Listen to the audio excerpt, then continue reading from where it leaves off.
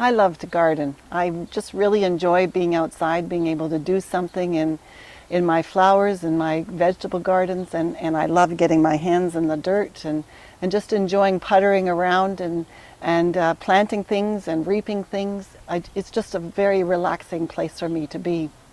Sometimes, though, it's hard work.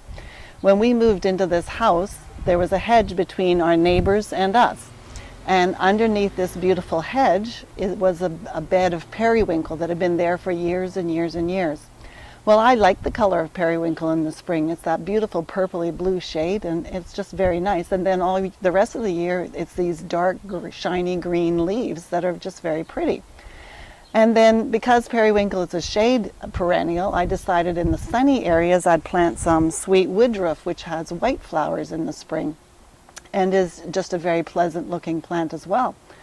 What I didn't realize was, though, that both of these plants love to propagate, and they will grow and grow and grow where you don't want them. They'll grow in the places you put them, but then they'll begin to spread and spread and spread.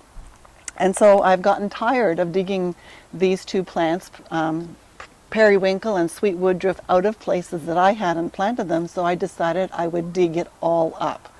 Well, digging it up is quite the task.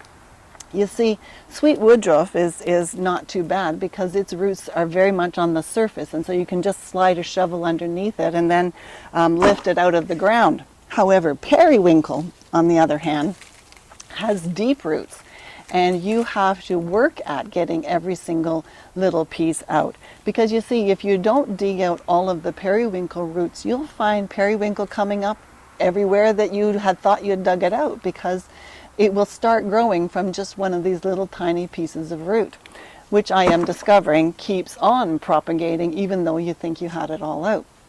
The other thing I'm learning is that it's much easier to dig this stuff out if it's after you've watered the garden or after some rain, because the dirt is soft and malleable, and it's easier to get your shovel in and easier to find all the little root pieces to dig them out. But if you don't do it after the rain, it's very hard, and the ground is really tough to work in, and it's a much, much more difficult task. But while I was doing this, the Lord's been talking to me about the roots that we have in our lives, and how so often we begin to work with Him to remove things that, even though on the surface initially they looked beautiful, but we become aware of how much they're spreading into areas of our lives, and it's not a good thing. And so we decide that we're going to tackle these things, and some of the roots come out very easily, and it's not a big issue. But then other ones just seem to be always popping up. You go at them with the power of the Holy Spirit, and yet a few years later you find them again, and they're popping up again. Well, it's similar to how in the real garden, in the natural garden, if you've watered it with beforehand, if you allow the Holy Spirit to water you by reading His Word, by sitting in His presence, and allowing His Spirit to minister to you in His presence, it becomes a whole lot easier to dig out all of the little bits and roots.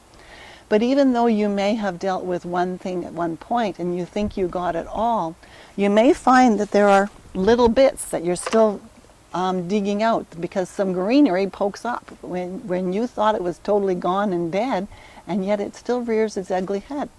Just a few weeks ago, I became aware of something in my life that I thought I had dealt with 15 years ago. And yet I was beginning to see the green shoots of indicating that I still had something to deal with. So here we were back again, praying into this root issue to get rid of those roots so that I no longer am hampered by the lies and the things of the past. So you need to be aware that sometimes you think you've dealt with something a long time ago. You may still need to visit it occasionally as the Holy Spirit reveals a root that has still remained in spite of all of your hard work. So in those situations, water yourself well by sitting in His presence, studying His Word, allowing His Holy Spirit to work on you so that you are soft and malleable, and that the soil will be easily dug into so that every little bit of root can be removed. So we want to hear from you this week. How has the Lord been working on you to remove your roots, and how are you allowing His Spirit to teach you about that? And Grant will talk to you next week, but in the meantime, if this is your first visit here, there's a subscription form right there that you can fill out, and you'll be hearing from us regularly. So Grant will talk to you next week.